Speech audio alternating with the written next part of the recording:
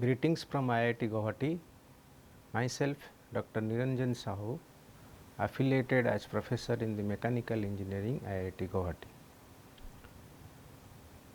The Center for Educational Technology, IIT Guwahati, is participating the country's national mission projects on education, that is National Program on Technology Enhancement and Learning.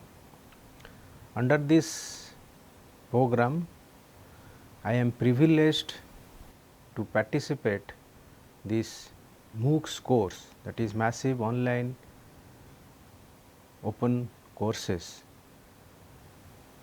for the topic which is fundamentals of compressible flow. So, I welcome you all for these courses. Now, let us talk something about this course structure. This course is essentially designed for the candidates who are in the areas of mechanical and aerospace engineering.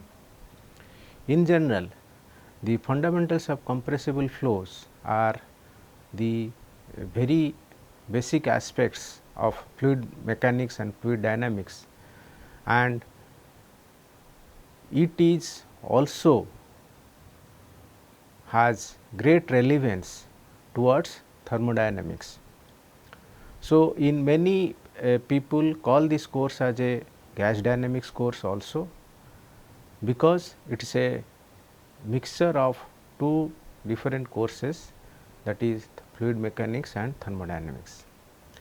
For the mechanical audience, these courses are generally offered at the PG level, postgraduate level.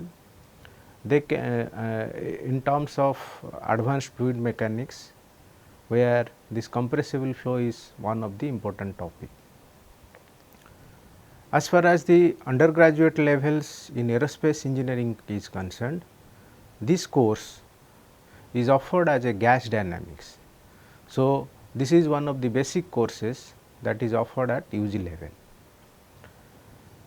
Now, considering the streams of both the engineering disciplines, this particular course is designed in such a way that it can cater the audience from the both the disciplines.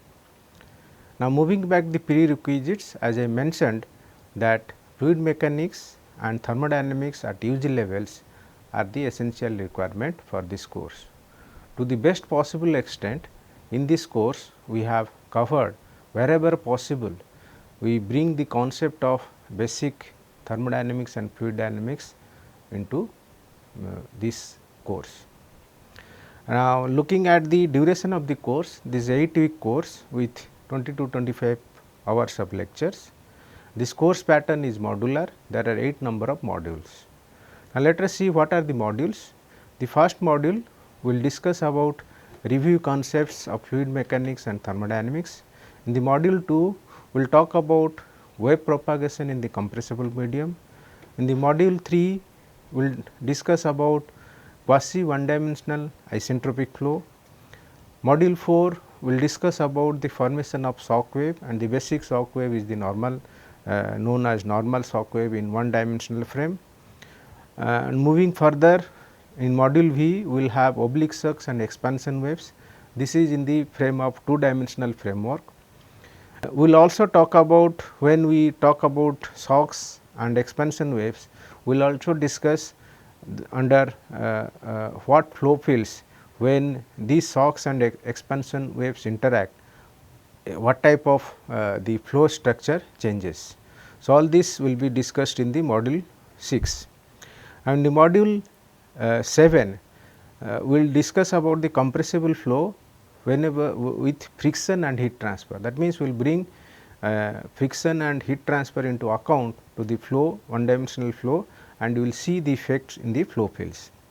And apart from this, the last part belongs to the that is module 8, measurement, diagnostics and experimental facilities.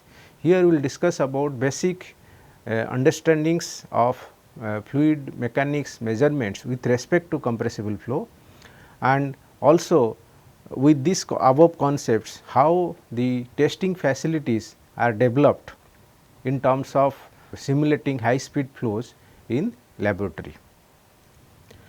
Now, looking at these learning components at the end of this course, it is expected that we should be able to learn about the formation of sound waves, shock waves and expansion waves. We will also able to talk about compressible flow through supersonic nozzles and diffuser. This is one of the practical reality where we generate high speed flows in the laboratory. And third part is the experimental test facilities, that means all these things how we bring into laboratory scale for testings. And with respect to research point of view, I can show you this figure.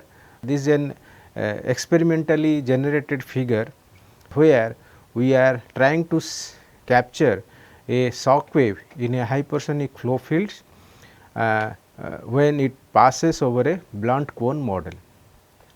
So, I hope this particular course will give you the basic insights as far as the research component is also concerned. And coming back to the references, so to the best possible extent we have covered most of the contents in the lectures, but however, it is suggested that the candidates should refer some standard books and references which are listed here. So, with this I think we will be able to conduct this course smoothly. Thank you very much.